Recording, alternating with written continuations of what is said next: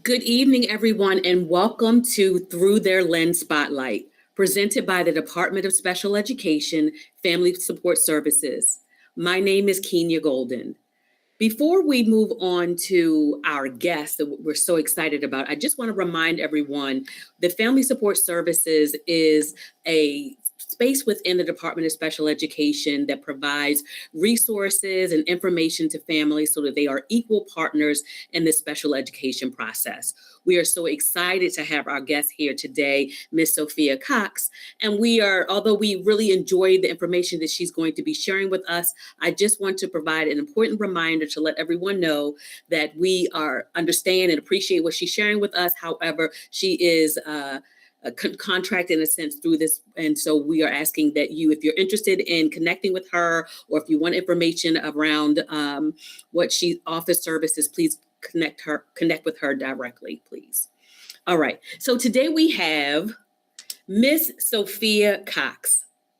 And as I said before, we're really looking at family support services and how we can empower families so that they are equal partners in the special education process. And we really center the information that we provide to families, not just around services, not just around programs or journeys, but real learning and real growth. And today we're honored to speak with a life coach, author, and most importantly, a mother raising a young woman with autism. Her story reminds us that special education is not only about eligibility categories, IEPs, or transition plans. It's also about identity, independence, dignity, and belonging across the lifespan. Miss Sophia Cox, originally from Brooklyn, New York, is a licensed counselor, spiritual life coach, and founder of Visions from Above, LLC. It is a therapeutic and spiritual coaching practice.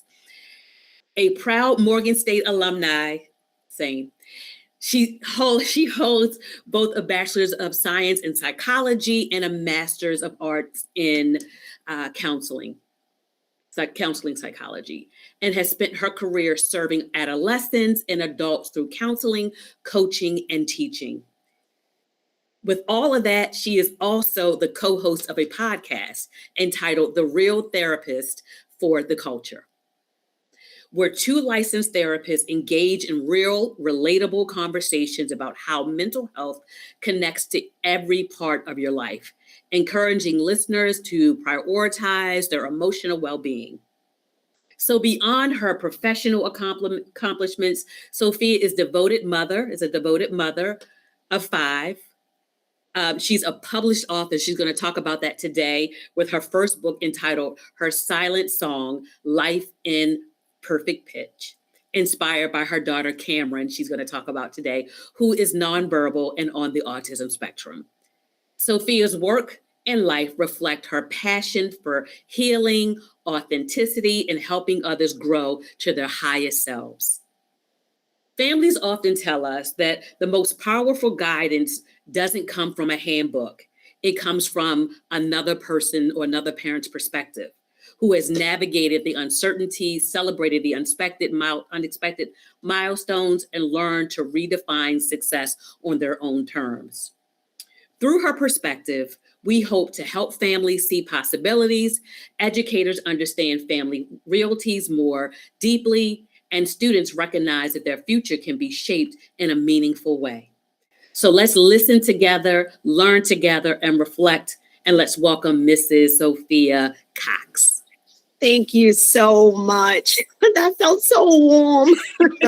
It is such an honor to be here this evening. Like all of those things, yes, it feels good, but that piece of being a mother and navigating this uncharted territory, I take much pride in, and knowing that I didn't do it alone, but that's where it's like I feel all warm and even emotional hearing it, like that is my baby. We have navigated this space. So thank you truly. Absolutely. And thank you for being our first guest for Through Their Lens Spotlight. When we met you at one of the resource fairs or HAD Day, we said we have to connect with her. She has a story to tell. And so we're so excited about the story and your life experiences. What I want to do first is talk a little bit about your family and your journey. So when did you first learn your daughter was on the autism spectrum? And what was your biggest questions, not professionally, but as a mom, as a parent? What were you facing? What were you thinking about during that time? Yeah, so my daughter Cameron is 18 years old now. So she had develop and do air quotes as far as like hit all of the pediatric milestones, like, oh, is she doing a social smile, is she grasping for things, like even going in those appointments was always anxiety provoking. It's like, how many words is she up to? 25 words yet, or 50 words? So just even that experience just used to bring up a lot of emotions. However, she was hitting those milestones every 6 months, appointments. And around 15, 16 months, there was just this shift. Cameron used to love SpongeBob to the point where she would even associate, if she's seen a person with a yellow shirt, she would be like, SpongeBob, SpongeBob, like calling the person SpongeBob. And she would sing the song, she would rush to the door, Daddy's home. I mean, we would pray at night and she would be screaming, amen, after, our nighttime routine. And there was one day she was just sitting in front of the TV and I did not hear her singing the lyrics to the song. Mm-hmm. And I am a therapist like you just shared, but I was really new in my career. I had Cameron at 25 years old. So this is around me. I wasn't even 27 yet. So I probably was in my career maybe 3 years and was very aware that autism wasn't my specialty. But as a mother, I felt that something was happening. Something was declining. There was some regression. And I try to share that with some loved ones, her dad, my mom in particular. And they had said to me like, oh, you are just trying to be a therapist. You're trying to just analyze her. And I could not articulate, I'm not being a therapist. I'm a mother. I carried this kid. I know that something is shifting here. So I didn't have their support initially. And I took it upon myself and asked to meet with her doctor. And my question initially was, did I do something? I had months of just kind of sitting with this alone because she didn't just completely regress from language. It was slowly. But it was those kind of telltale, like not saying SpongeBob anymore, not singing the songs anymore. And then her dad, maybe like a month later, she didn't greet him at the door and say, Daddy's home. And then that's when he looked at me and said, yeah, maybe you should make the appointment. And I already had scheduled it. It just didn't come up yet. But it took everybody who was around her village then to have their own personal experience to be able to see that something was changing. But I knew quickly. So it was really challenging because she was talking a lot. From eating, if I was trying to help her with her spoon and fork, it's like, no, mommy, I got it. Like full sentences at like 12 months, 13. And by the time we had hit 16 months, all words were gone. At 16 months. Yeah. So wow. It was about a month of just little. And within that month, we were to know no words at all. So that main question that I asked myself from a mother is, did I do something wrong? Yeah. Like, oh, I slipped one time. Was it that time? There was some fumes in a building and I needed to grab my work bag. So it was like, was it me? Did I do something that caused this disorder? Yeah. I like something that you talked about when you said, you didn't have an understanding of autism. And so you began to do the research. But then you talked about you were a mother and you just knew that something was not right. And that's often what we tell our parents through our family support services. You are your child's first advocate. You are an expert on your child. If you know that something is not right or something is off. And I'm so glad that you were able to get that early intervention and support. And it sounds like you said she has a village. You have a village, which is important. Can you tell me a little bit of how you and your family moved from the fear of, I have a child who now has this diagnosis. Tell us a little bit about the diagnosis and how you embraced all of that. Yeah, I wish I could tell you I embraced it quickly because I did not. We went through that process from infants and toddlers. Yes, infants and toddlers, and many physicians just didn't want to give her that label before too. It was like she's the only child, maybe putting her in more social activities. And we were already like doing gymboree twice a week. We were doing swimming with, children her age, like mommy and daddy swim time. So she was pretty active, but those were the things that physicians were saying to us, let's just wait and see. And then at 2, we did get a diagnosis. She was still completely non-speaking at that point. And it was almost like I was preparing because, like you stated, I had started to do my own research. I'm consulting with other clinicians who I work with who had been in the field longer than me. And I was gearing my heart to understand the label. And tell me, can you unpack that? Because that's deep right there. You were gearing your heart. Can you tell me a little bit about that? Because it's 2 different things that's happening here. There's the education, right? And not to take anything away from these clinicians that we're encountering, but they may have given this diagnosis tons of times, right? So the bedside manners, the empathy, it's there, but it's kind of like this isn't their kids, right? So it's like, hey, I'm getting this information, I'm learning things. So I'm really at this intellectualization space where I'm trying to make sense of it, right? And then what could be this disconnect is that this is my child, right? This is my baby, and I'm trying to make sense of it, but my heart is breaking. Like I am grieving, and we haven't even hit anything yet.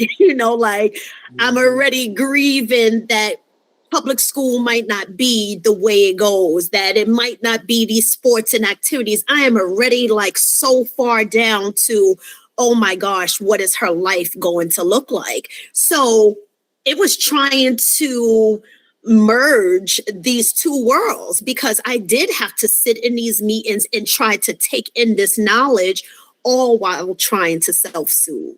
And that's what felt more challenging than actually hearing the diagnosis. Like I'm trying to stay strong and firm and listen, but I am falling apart internally. And I know this person is on the clock and, we're about to wrap this up and bring another family in. And it was like hearing the word, it was like an out of body experience. And that's why like sometimes I cringe when people say like, oh, look at these symptoms, prepare yourself. And it's like, there's no real preparation for this. Like, yes, I seen the decline. I seen what was happening right in front of me. Her hugs were different. It was this glazed look when she did respond to her name versus the time she didn't even respond. So it was like, I did see what was happening, but there was no preparation. No matter how many pamphlets I read in Kennedy Krieger or anywhere, I had to experience it. Oh my goodness, that is so interesting. I'm thinking about oftentimes we have an opportunity being family support services to go to IEP facilitators meetings and talk to the IEP facilitator about understanding what a parent is going through when they originally had that diagnosis. And just like you said, they may be on a timeline, but this is your baby. And it's so interesting. I often say, even as a parent, you are a therapist, you are highly educated, and it still is an emotional toll for you as a parent. parent. And you kind of talked about this, but what do you wish professionals understood about the emotional timelines that parents actually go through after a diagnosis? So what I really want them to understand, I think a lot of time, and just in the society period, we use amazing words like, oh yeah, I have empathy and sympathy for this family, right? I really, it's my hopes and desire that people really show that, right? And I get it, they're professionals and all of these different ethical things. But even if it's just reaching over handing some tissue and even saying, I know that this is a lot, and they say that, but it's just like, how are you? That next visit. And it's just like, it always seems like it's just this timeline and I got to check this off. I'm giving you the information, but it just still seemed like the emotional piece is not fully there. And of course, right, I don't expect them to cry with us, but it's like, slow it down. And even if you can't, a follow-up, having an assistant check in. Hey, I know today was just rough.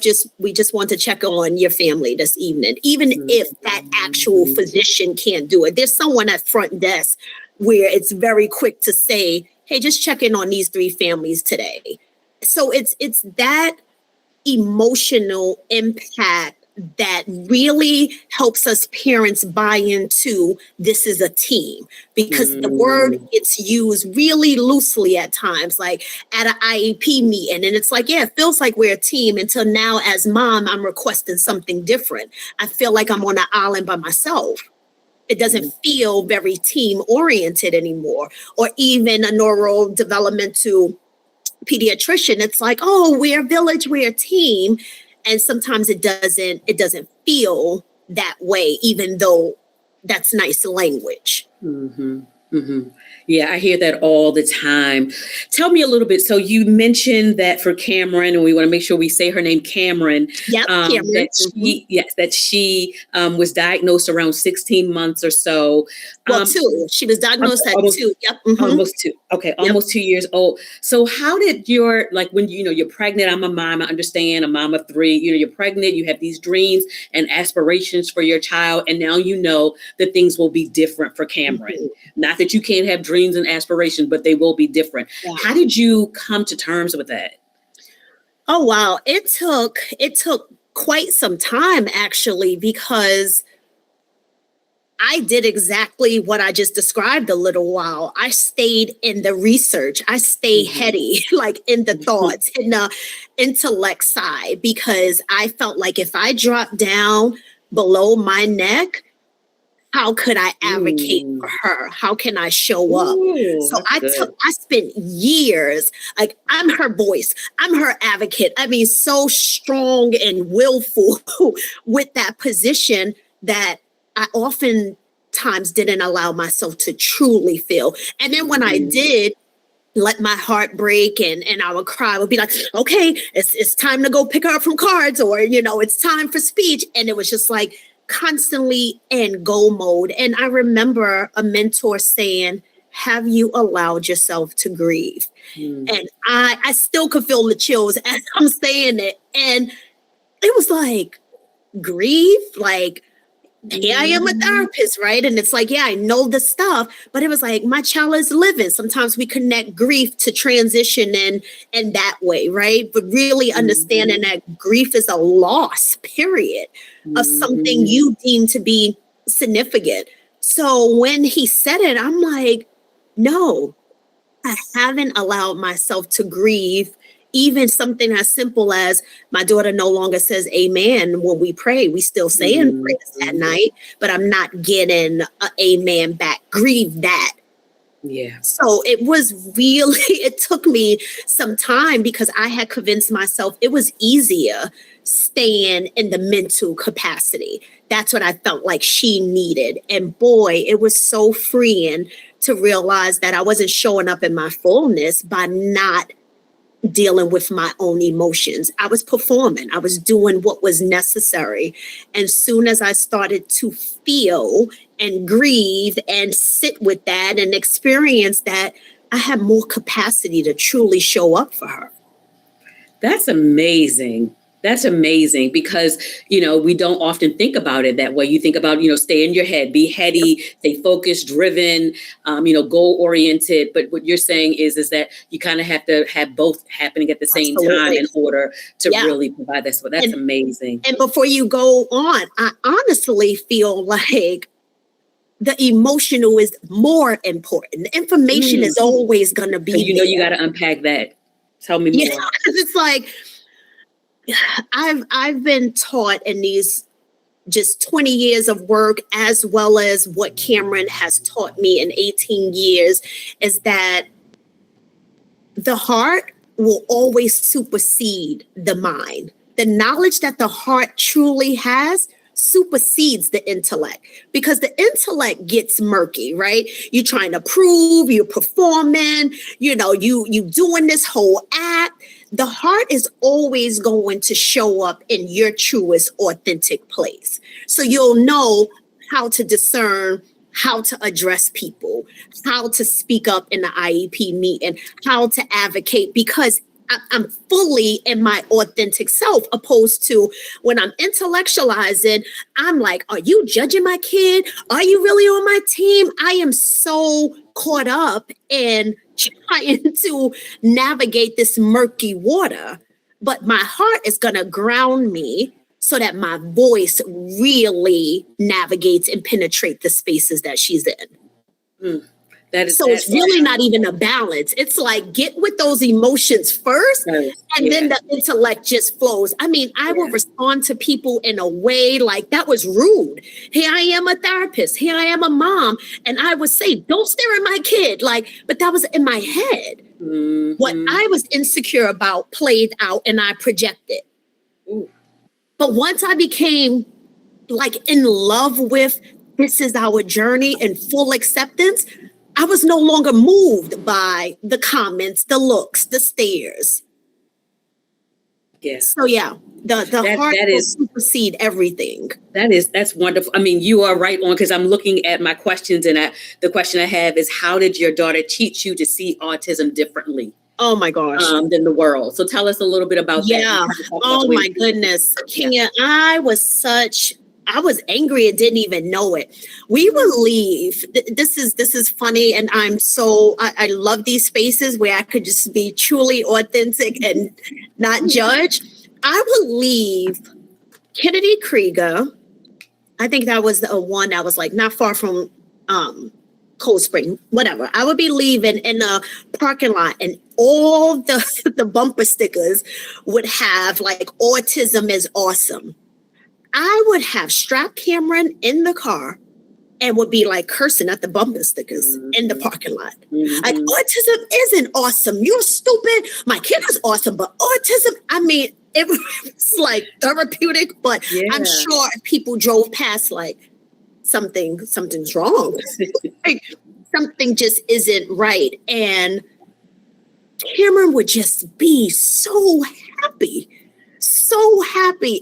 at a restaurant. We used to do Disney on Ice, and I would always get close seats, and it would be stairs if her noise just happened to be a little louder, if she was stimming, and I would be so angry, and she would look at me focus on me, because I am happy. I am happy, and you are getting caught up with external things. That was one of the biggest things that she taught me. Internally, I am displaying to you that I am safe with you, that I feel loved, I feel happy by her smile, by her gaze, by the way she held my hand, and you are looking outwardly. So that was one of the biggest things. Pay attention in-house. And I was able to apply that to so many areas. I was going to say, I'm listening. Marital, financial. It's keep your eyes on the vision. Mm-hmm. I'm a spiritual person. So the universe, my divine is God. So it's keep your eyes there and stop getting caught up with man. Yeah. That was one way. And then the next thing that was very powerful is, sometimes we learn to be a certain way and love people conditionally. And my daughter was I'm not speaking, I'm not performing. I'm not getting A's and whatever, that's not that. But I am going to support you in understanding what unconditional love looks like, how to hear without words. Okay. And sounds like a gift. I mean, I'm getting goosebumps. Yeah, it feels like, she's a gift. I mean, the way that you were speaking of her, I mean, it's beautiful. It's beautiful. So I think I'm jumping ahead, but since we're talking about Cameron a little bit more, you got to tell me what came about and why you wrote the book.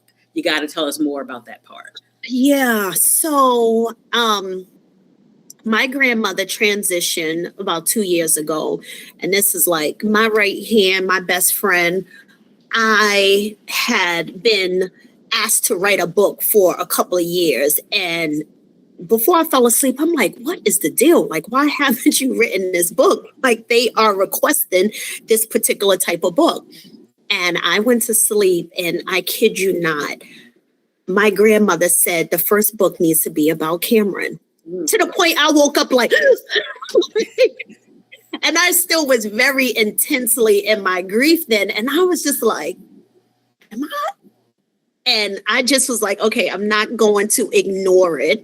And that's what I did. I went and had a conversation with Cameron.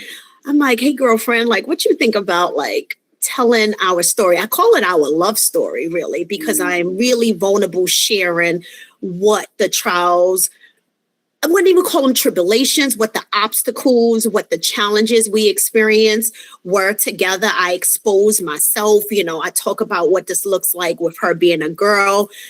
Most times she was the only girl in classrooms, so it was definitely a different kind of flow. But I asked her, she gave me a high five, and I wrote a chapter a week. I didn't share with anyone. I didn't tell my spouse. I didn't tell like the closest people in my life, and not for any negative reason. I do, like, people in my family love this kid, and they are very like motivational people. And I just wasn't sure how I was going to make it through this. The first chapter, I cried so intensely. I was like, oh, wow, this is therapeutic. This is personal. I can't share it. I don't want anyone to say, well, how many chapters you wrote this week? I didn't want that accountability. I needed to really be gentle and have very like extreme grace for myself. So a few months later, I was like to my husband, hey, I wrote a book. And he was like, what? And I was like, I wrote a book. It's Cameron's memoir. Like, I consulted with her, but it's from my perspective of what I think she has experienced. And it birthed, and I was so proud. I mean, when the box came, the first books we published, again, I've learned to hear with no direct words, right? So the way she hugged me when that first copy came, I was like, you are proud of me. And she grabbed her device and was like, yes. Oh my goodness. It was so crazy. It's still, I mean, it's only been 6 months, but it still gets me so choked up because that's been our journey. And, of course, it's still more to come, but it took quite some time for me to truly see her fullness because I seen limitations at times. Wow. That is, you seem like a very special woman. Cameron seems like a gift, and this book is just, I'm excited about it. So let's go back a little bit and talk about navigating like the school system as a parent, because your child does attend Baltimore County Public Schools. Right. And I'm sure that you have had to advocate. I've heard you use that word, those terminologies in that word before. Yeah. So what made you feel supported when you were going through? Were there opportunities or people where you felt supported in the school system, or did you feel like you were by yourself? So what I've come to admit is that I felt alone when times that support was there. Okay. And I often shared that with parents, where just being gentle with yourself, because it could feel like people are there, but it could still feel so lonely. So alone. Yeah. We So hear that all the time. Yeah. I can't even say that they weren't there. I couldn't receive it. But is there something that they could have done? Like thinking about your first IEP meeting, right? Your first one. Yeah. If you can go back, I know Cameron's 18, but thinking back, like, was it anything that they could have done to kind of help you feel? I think you gave some things I wrote down, like just do a check-in after the meeting, but maybe that first meeting, was there something that they could have done where you felt like a partner, or you felt heard, or you felt supported? Yeah. So I do think that, okay, so we had to go to public school to prove that they couldn't handle the needs of my kid. So we did that. I didn't feel supported in that. It was like, this is what happens. I hate to say it, I'm sorry, but the system, you have to show them what they can't do in order for them to grant you different services. So I didn't feel supported in that. I felt dismissed a lot because I'm like, I hear what you're saying, but my kid is in class, a big classroom with typically developed kids. They don't understand her. This is very hard for me. Once I got into the separate day school world, I did feel more supported, and mainly because it was smaller, right? So it did feel like a team. I felt like the biggest thing is getting to know the people in front of you. I get it, that there are a lot of families, right? It's kind of like talking to a social worker. Like, I get it. You got 55 families on your caseload. That still is no excuse for you not to have learned some basic information about each person that you are engaged with. You know, so when I walked in and it was like something as simple as like, and because my daughter's IEPs are always in January, it's like the day before my birthday, maybe the day of my birthday. So I'm already like, oh, geez, this is going to affect me, especially those early ones. I didn't feel confident in my voice. I was speaking it, but didn't like feel totally confident amongst this team. But some simple as like, oh, you have a birthday coming up tomorrow. We just want to say happy birthday to you. And it's like, that was thoughtful. That feels like a team, that my teammate pays attention to something. Oh, I realized that Cameron, I see the fidgets that she uses. Is she into Moana right now? Just paying attention to the family opposed to you just presenting to me assessments. That does not feel loving for me. I'm already grieving. I'm already processing and accepting the fullness of my child and all that it comes with. The last thing I need is that you just constantly reminding me statistical she's at a 2-year-old level, that she is at this. We need to do certificate track because she won't.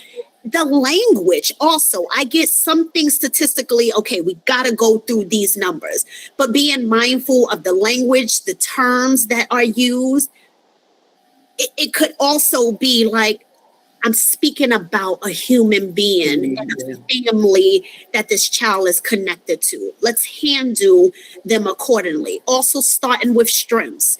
I have been in IEP meetings and we went straight to an assessment where, like I said, you're telling me in 5th grade that my kid is at the kindergarten level. Well, hello, hi. You know, start with, you can't find anything positive. Like, can you tell me something? It's like, and Autism Society and our support groups, it's like, what's the golden nugget of the month? And sometimes it's like, I don't have one. And it's like, come on, it's something that felt good for you in this month. That's how I feel. We have these meetings twice a year, or depending on how many times we come back, you can't find anything to say positive, to list a few strengths before we go into the data. Oh, that's so good. So much that I want to unpack. Thinking about, you mentioned vision earlier, and then as you were speaking, I'm thinking of vision. Just last week, we had Dr. Elizabeth Morgan from Morgan State University.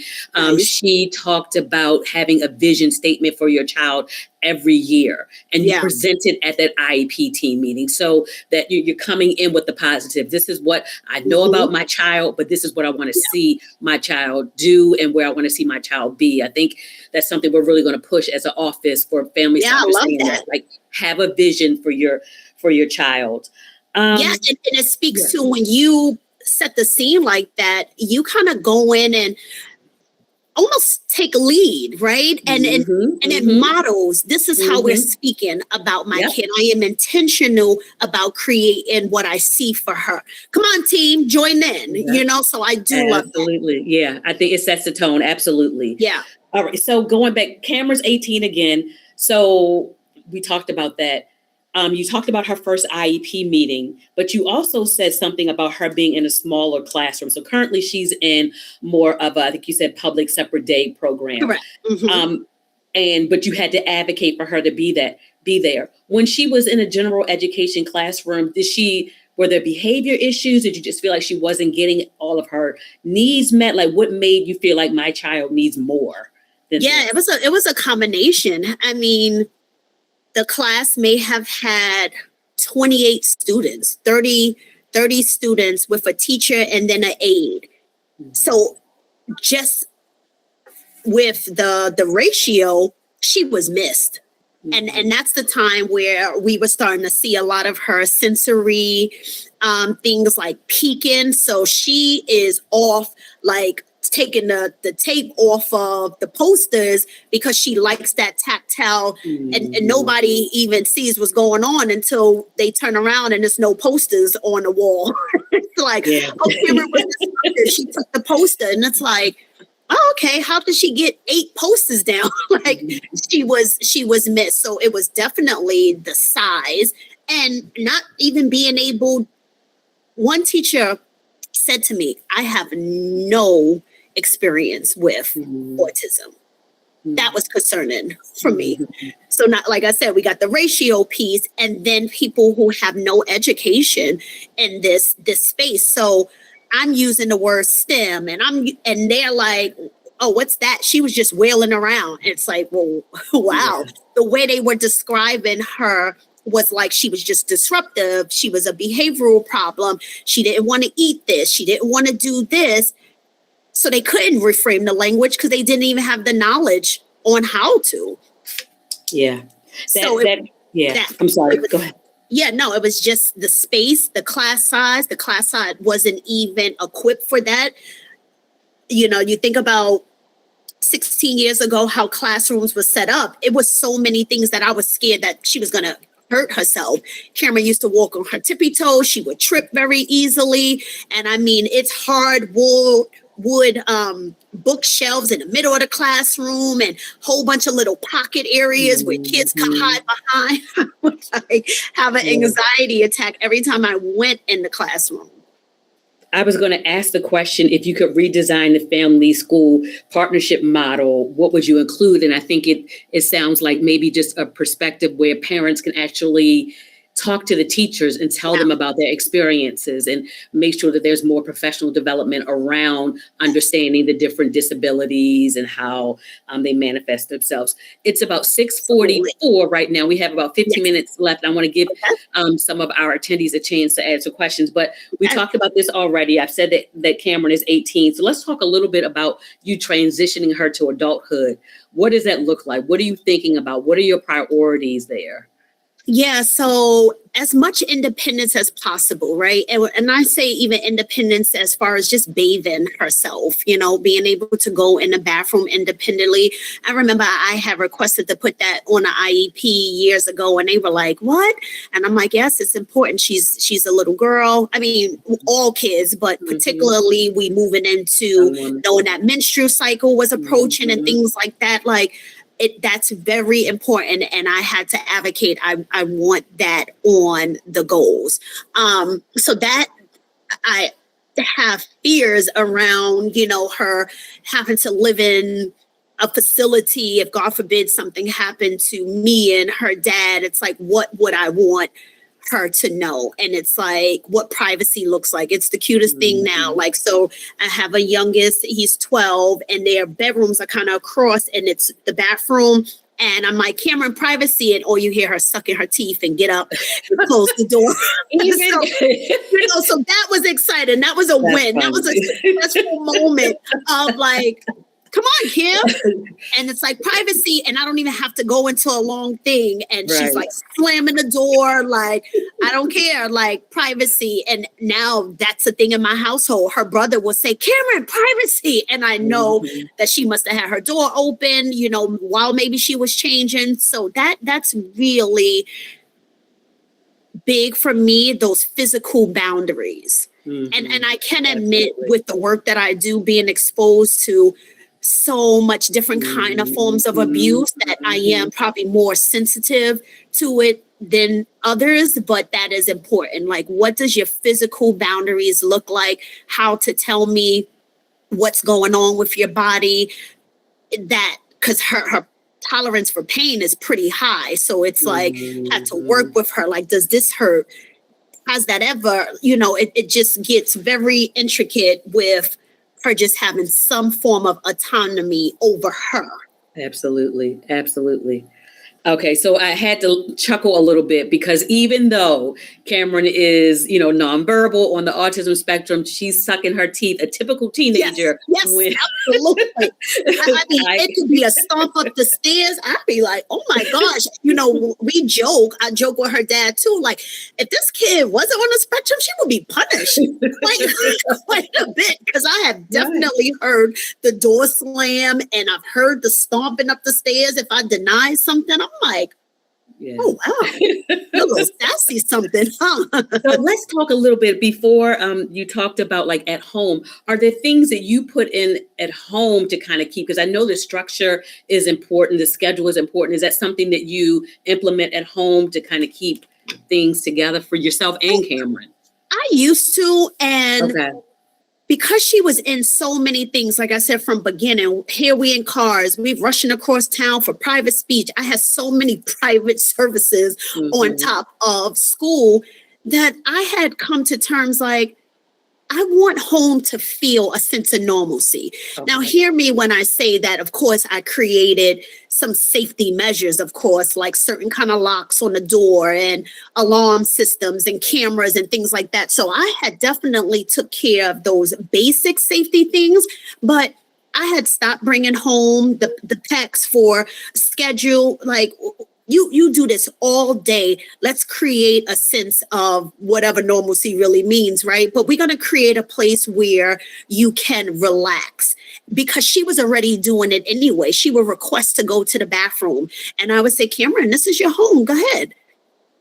You know, but she was so prompt dependent, you know, like, can I do this? Can I do that? And to continue that kind of form of structure, I felt would have created like a sense of rigidity. And of course, you know, each home navigates in the best way for them. But I realized that she needed, because anxiety was really high for her. So I kind of removed the structure. It's subtle structure, right? Because she still typically eats around the same time. She might shower. But I did kind of, like I said, just break away the schedules. And it seems like it has worked these years. Good. So Cameron has how many more years in school until she's 21? Is she? Correct. Okay. Yep. So now we haven't gotten far in the transition period. Process. We have done some DDA. We got I'm so sick of letters, but like CSC, a coordinated service person. Yes. You know, she has the waiver, so we still have support there. So I just met with a service coordinator just to kind of get them to understand, even though we have a couple more years. Now I'm kind of preparing in my mind, are we going an agency route or self-directive? It's like, you know, I feel like I've been managing like the project manager of her life for years. So it's like maybe self-directive may be the route, but I haven't gone to enough trainings and workshops to be able to kind of juxtapose the two. Like, I need to see this at some of the resource fairs, I have gotten to get some information and then get some information from agencies, but I haven't made a final decision. So that's kind of the heaviest now, looking into possible disability. It's like, oh, wow, now they're not worrying about my income. Maybe, that she could start paying for. So it is like a different world, but it's like, oh my gosh, like you could get a little check maybe. Get your own cell phone bill. So it is different. I offer to parents, as I continue to say to myself, like, have grace, be gentle, because there are these meetings about guardianship and what that looks like. And I get choked up because as much as she has a village, nobody is mom. No one is advocating or her voice like me. And I get chills when I'm like, like who would take over if it wasn't me?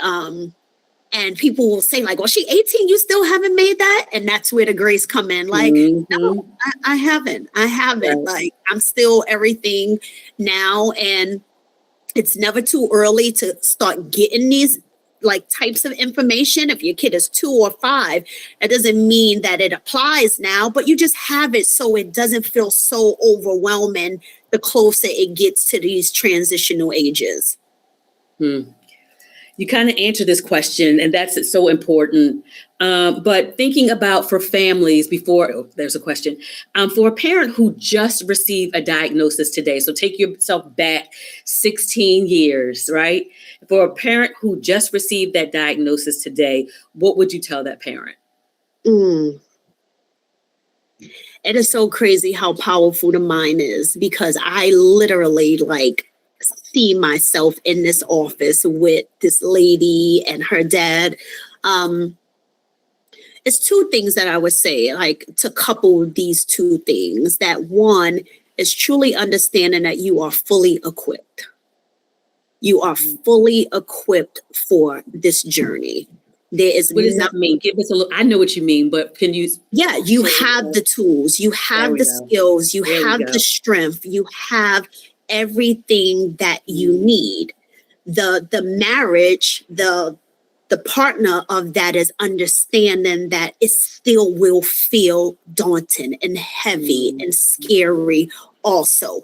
2 things can be true. I am fully prepared for this journey, and I'm also truly scared. I am also grieving. I am also sad. I don't know. And I'm also fully equipped for this. Wow, that's and beautiful. It's like keep tonguing, like allow the feeling to be and be with it, and still reminding yourself, I am fully equipped for everything we need. Because it's so easy to get caught up in what the child needs that you could kind of forget you, and you can't. You're not your fullest if you are not taking care of you. So it's like we are fully equipped for this, because those angels, they are already equipped. They just trying to teach us. Right. Right. So it's that constant reminder, I am fully equipped for this job, for this experience, but I'm also feeling all that comes with it. Oh my goodness, that is wonderful. Are there any questions from our guests or our participants or attendees? I see Loving Support Center that did mention that they are a DDA approved agency if you're interested in learning more about them. But are there any other questions specific to Sophia, Cameron, her journey, the book, anything? I'll pause. Or any comments that you'd like to share?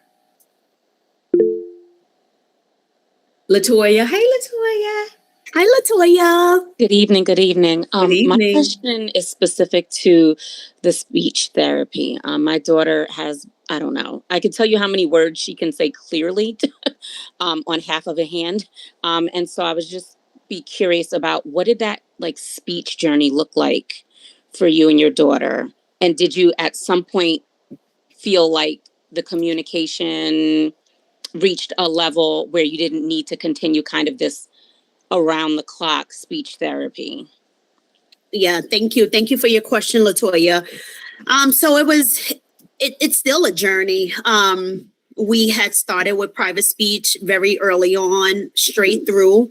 I would say the only time that it had discontinued or slowed down was during COVID. So I've always had private speech, but then as well as, on her IEP where she gets maybe 3 times there.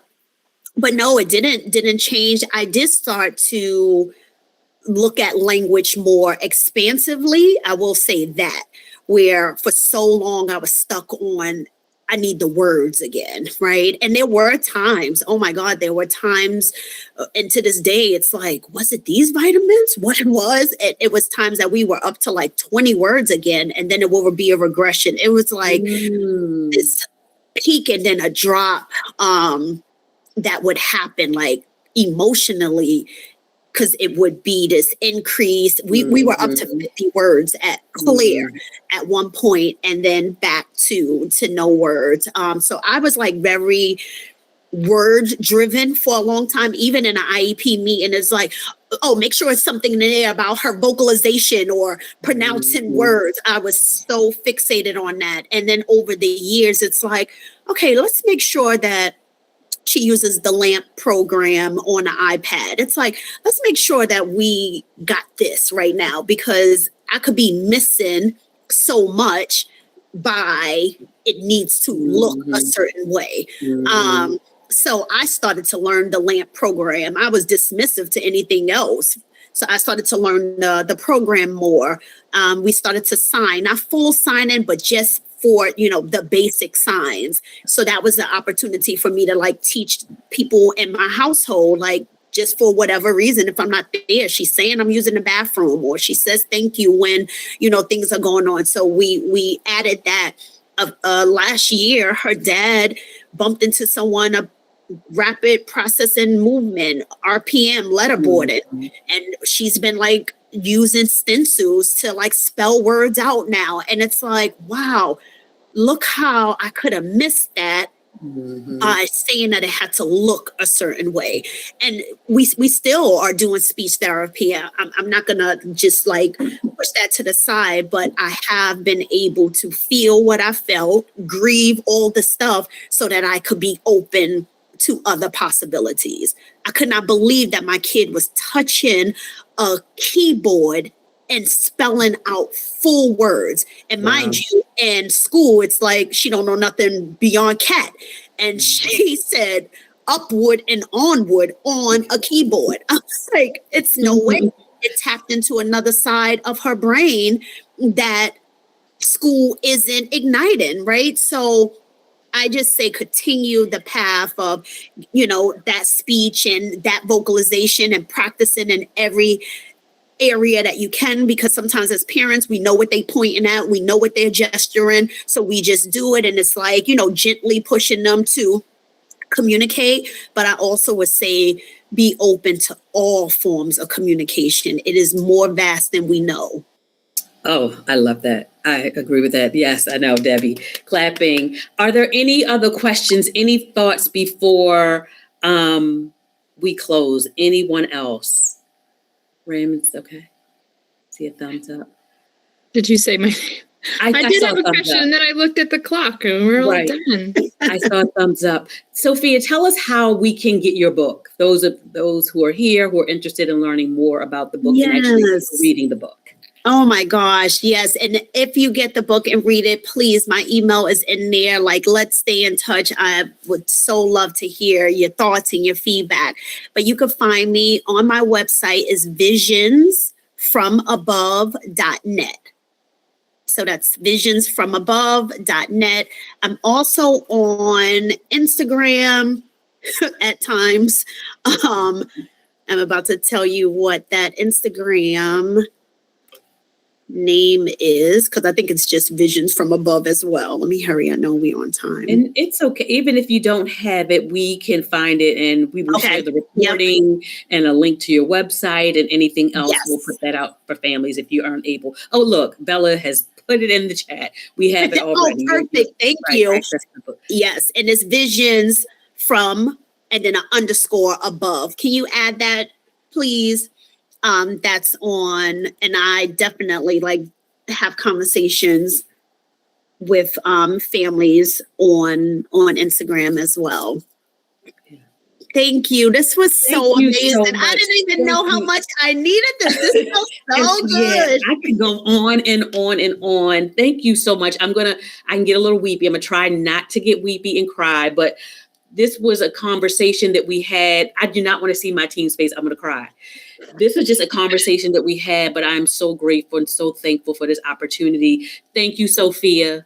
Thank you so much for your story. Thank you for sharing your viewpoint, your perspective on raising Cameron. Thank you for your strength, your advocacy, your vision. You are wonderful. Thank you so much. And I look forward to collaborating with you in the future. Thank you. Absolutely. Thank you, guys. All right. Oh, this was beautiful. Yes. Thank you. Yes. Thank you. I so appreciate you guys for even believing in me. Like we met at that, and then next thing you know, it was like, we got to do this. So I thank you for taking this chance. Absolutely. We will be in touch for more opportunities for sure. Yes. Sounds good. Have a good night, everyone. Be safe. Thank you, Sophia. Thank you.